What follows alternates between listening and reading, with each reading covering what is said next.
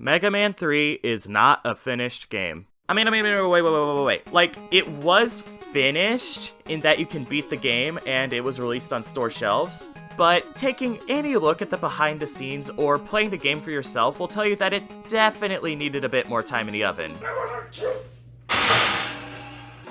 Like, what I'm really getting at here is that out of all the classic Mega Man games I've played up to this point, those being 2 through 5, 3 is my least favorite. While I wouldn't go as far to say that Mega Man 3 is outright bad, out of all of these games, it has the most egregious moments of poor game design. Now that we've got my backpedaling for the provocative opener out of the way, let's take a look at Gemini Man stage. So, first things first, this level is absolutely beautiful. The night sky, wait, hold on, Mega Man goes to different planets in this game. The space sky combines with the color palette of the level geometry and the music to create an atmosphere reminiscent of the lonely, alien, ethereal, and treacherous journey of exploring space. The music also adds to the atmosphere a tempo and beat that also makes you be filled with determination to face this other world head on. Or something like that. I don't know much about music theory yet. The blue crystal ground Mega Man's platforming across adds a sense of ethereal beauty to the place, with crystals of course being beautiful and stuff. And the use of blue plays into the somber loneliness of space and also contrasts well against the orange fire towers coming from the blue circle-looking ass enemies, better emphasizing their presence and danger to Mega Man. Then, you encounter Proto Man, and instead of fighting you, he opens the entrance to the next area for you. Bastard just can't seem to make up his mind. Now, the second area de-emphasizes the sense of exploring the emptiness of space and further emphasizes the ethereal beauty of the place being explored without completely negating the former aesthetic. This area manages to further emphasize the ethereal beauty of the place through colors. It's like Mega Man is blue and Crystal is blue. They're both blue. Mega Man is walking on crystals. Her name is Crystal. Oh God, it's all connected. All these blues make a crystal. Mega Man is Crystal.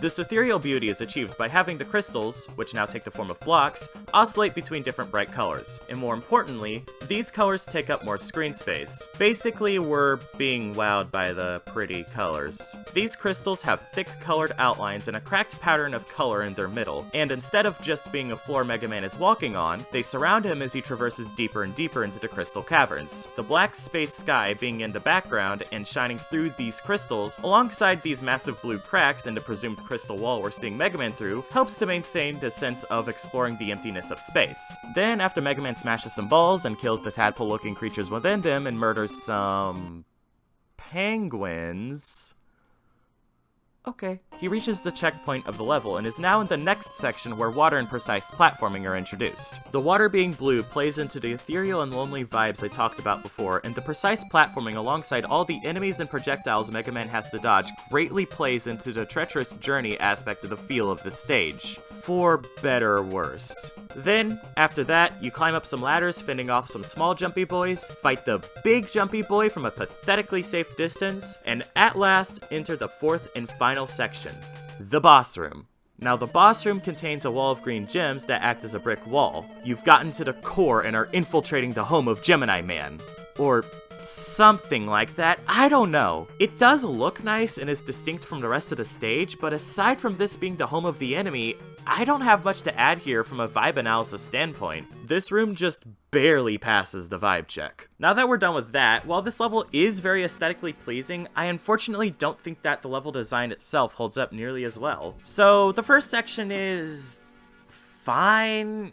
It's just fine. And to be honest, I'm kind of even struggling to consider it to be that. Here in this first section, you'll be doing some basic platforming across the crystal ground. Nothing special, nothing terrible, and you'll be fighting against two different enemies. The aforementioned blue circle looking ass enemies with the fire towers they shoot, and small penguins who shoot eggs that explode after a few bounces. Like, what do penguins have to do with the gym theme? Either way, these are the obstacles you will be dealing with in this section, and in isolation, I think they're all decently well designed and functional. The basic platforming is simply basic platforming working to make the other obstacles trickier. The blue orb enemies fly towards you, and once they get close enough to you, they quickly swoop down and then back up, firing off multiple fire towers. You can either run ahead of or pull back away from these fire towers as they land, or if you're high enough and the enemy is low enough, you can shoot the enemy out of the air mid-swoop, or even before it starts swooping. It's especially satisfying if you're on the lower part of the ground and you manage to quickly jump up to a higher part of the ground and shoot the enemy out of the sky before it completes its swoop. The penguin enemy sticks closer to the ground, making short hops towards you, firing their explosive eggs at you in the process. You can take care of these ones pretty easily by shooting and destroying their eggs before they get to explode, and then destroying the penguins themselves in turn. Now, this is all said and good, but the problems come in with how each of these components are brought together. But to be fair, the very beginning of the level does show promise. The level does a fine job introducing the blue orb enemy to the player. You are given plenty of room to see the enemy coming, the floor goes a few steps down, and you are given just enough time to jump back up, which you will be inclined to do in an attempt to be high enough to reach the enemy, and since you can only reach them mid-swoop, that means that when you destroy the enemy, you will know how it functions.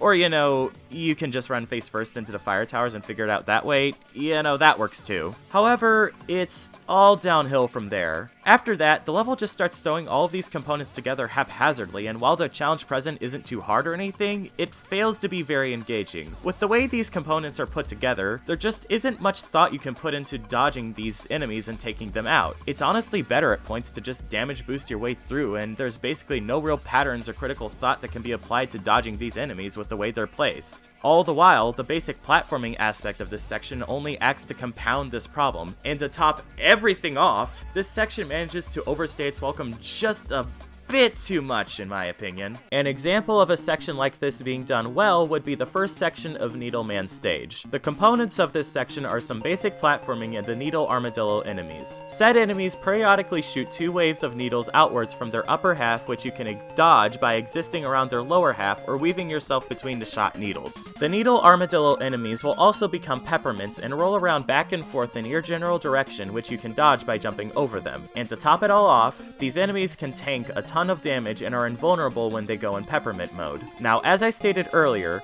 Gemini Man's first section is good in terms of its individual components, and I'd say much the same is true for Needleman's first section. Where I think Needleman's first section succeeds, where Gemini Man's first section fails, is in how these individual components are brought together. In Needleman's first section, you are immediately introduced to the needle armadillo enemy who is sitting eye level with you, and even though I said this section is good, that doesn't mean that it's perfect. You see, this version of the needle armadillo enemy has far less health than the others, and while it succeeds in showcasing the needle shooting move, showing you how the needles shoot out and that you can shoot said needles, it sets up a false expectation in the player's head about how these enemies function. Specifically, how the reduced health leads the player to think of shooting and killing these enemies as a much more viable option than it really is. So when it's immediately contradicted with the very next enemy, it can be frustrating and needlessly confusing to the player in their initial run through the stage. Now, this isn't a fatal flaw or anything. While you may feel a bit bullshitted by the bait and switch, it's not hard to figure out how the rest of the needle armadillos work from there. So this mistake is really more akin to a minor hiccup.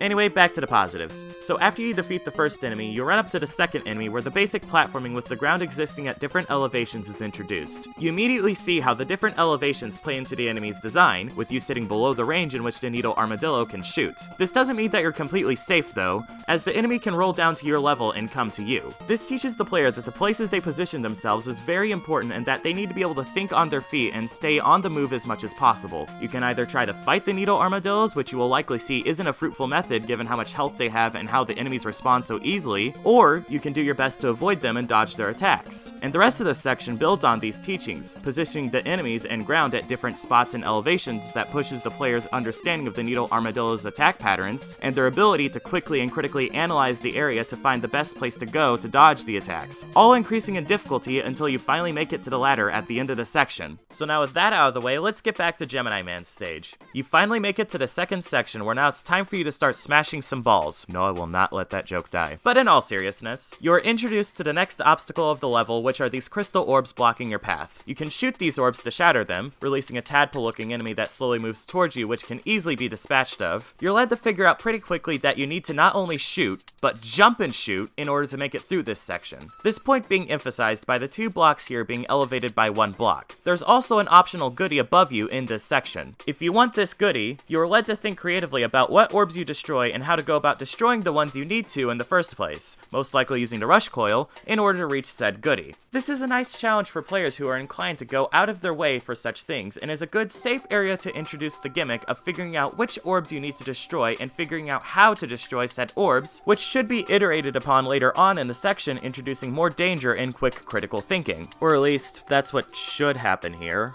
Instead, what happens is you move on to the next screen, you immediately know which balls need a bit of smashing, and thanks to the little enclaves, it's incredibly easy to reach said balls. Then, you go on to the next screen where it's more of the same. The greatest challenge in this area is remembering that rush coil is, in fact, an option that exists. Then you get to a long stretch with these flying individuals that snipe you from behind with their bodies, and they're pretty fun to dodge and kill, and you're given plenty of space to familiarize yourself with them. Then you reach...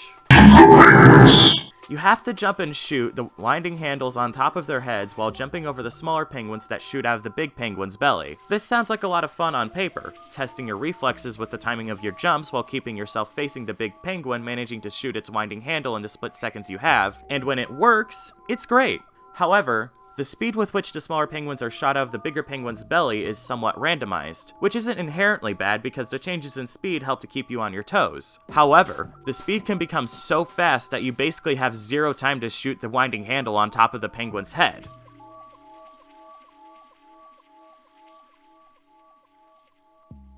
Maybe you can do it if you have absolutely perfect timing, but it's a big ask out of nowhere for sure. It's especially annoying if you get stuck at the fastest speed for a long time, leaving you with little else you can do. But on its own, neither of these issues are that bad. A few bland and monotonous sections nor frustrating enemy is enough to ruin a level on their own. However, once again, it's how these components come together that everything falls apart. If you die to these penguins, specifically if you die because you got a bullshit fast pattern, you are sent all the way back to the beginning of the level where you have to go through the first section, the outdoor section, with all of its problems, and the bland orbs section all over again. But having to play them again and again thanks to an insane difficulty spike based on random chance quickly makes everything leading to this point borderline unbearable. If the level up to that point was fun and engaging, the somewhat broken difficulty with the big penguins wouldn't be such a big deal. At worst, it'd be an annoyance. And it's not like they couldn't make the crystal orbs section engaging or anything.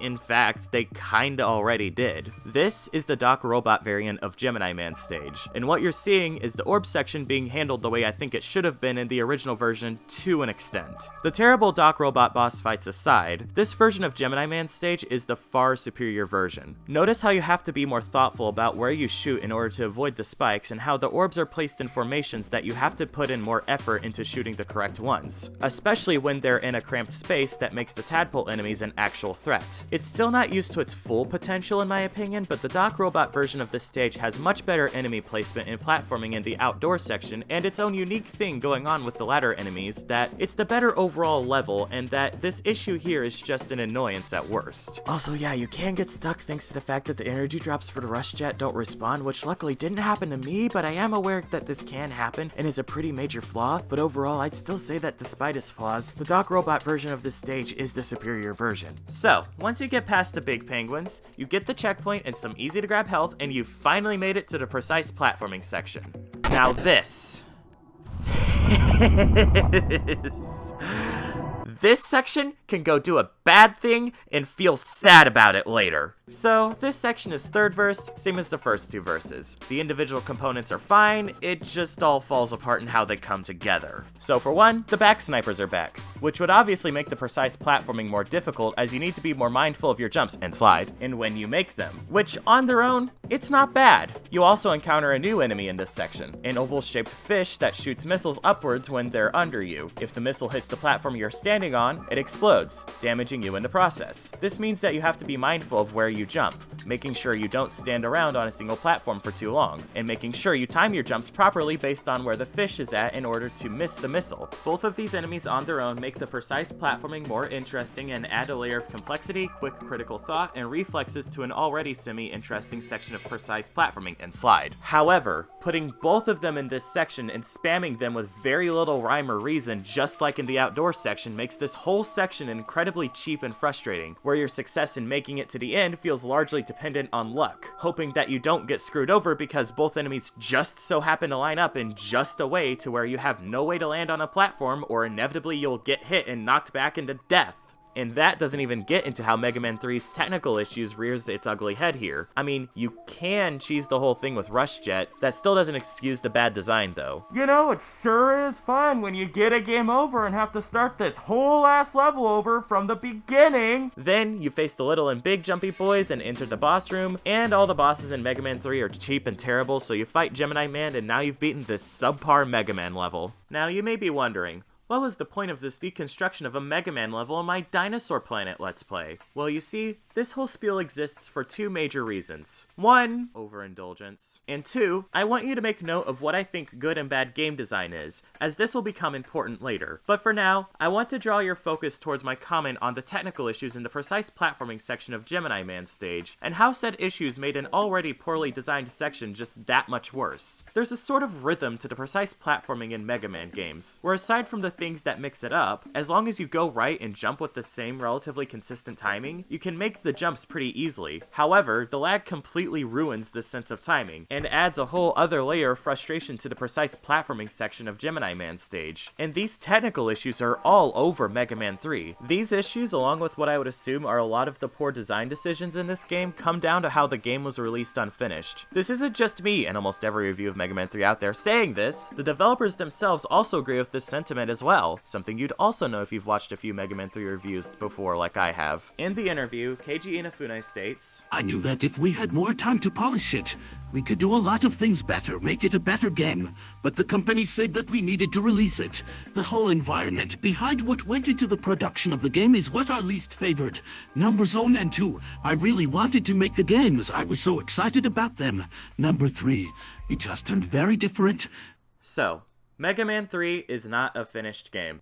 If it had more time in the oven, I'd bet that the poor game design would be refined and the many technical issues would be far less, many of them being there and stuff. If Mega Man 3 were finished, it would undoubtedly be a much better game. But before I move on, I want to bring up one more section where Mega Man 3's technical issues take hold. This is the Doc Robot variant of Shadow Man's stage. In this stage, there is a section where you jump across multiple small platforms that will quickly drop if you stand on them for too long. This is perfectly communicated to the player with a small safe section where the player can figure out how they work with trial and error, before moving on to the much larger and more complex section of jumps. While of course you need to make adjustments throughout, like with this small vertical part of this section, this is one of those sections that has that sort of rhythm and consistent timing to the jumps that I mentioned earlier. The technical issue here is how the lag screws up the timing in the safe area. The game chugs hard during the first couple jumps. So, obviously this makes this section worse, right? Well, yeah, it ruins the rhythm. But the thing is, the lag is consistent in both areas, and you don't feel bullshitted because you're given space to understand the mechanics. You can see the lag as a component of the game's design, just like the basic platforming in the blue orb-looking ass enemies are. And like any component, it can be used in both good and bad ways. Here you could argue that the lag adds a bit of extra complexity that you have to account for against the rhythm, just like with the small vertical jump and the enemy dodge you have to do in the larger section. Contrast this with the precise platforming section in Gemini Man's stage, where I argue that the lag only served to make that section worse. Like I said, it's a component that plays off of other components. The lag as its own individual component doesn't have the intricacies and complexities of other individual components such as the Needle Armadillo enemies, and while you could argue that it makes it lesser as a component on its own, simplicity isn't inherently bad, and the quality, while the potential for it can be found in the design of the component itself, ultimately comes down to how the component itself is used. People often come to the conclusion that unintentional bugs and glitches are objective flaws with a game. But what about the fun to be had in mastering a hard speedrun strat that utterly obliterates the game? Would the existence of parallel universes in Mario 64, an unintentional glitch in a game, really be a fault in the quality of the game? Or would it just be another layer of engagement with said game? What about glitches that add another layer of mechanical complexity, such as the extended hyperdash from Celeste? What about glitches that can be fun in their own right, such as launching yourself into outer space with the Sky Gem in Sonic 06? With these questions in mind, I would finally like to talk about Dinosaur Planet in this Dinosaur Planet video.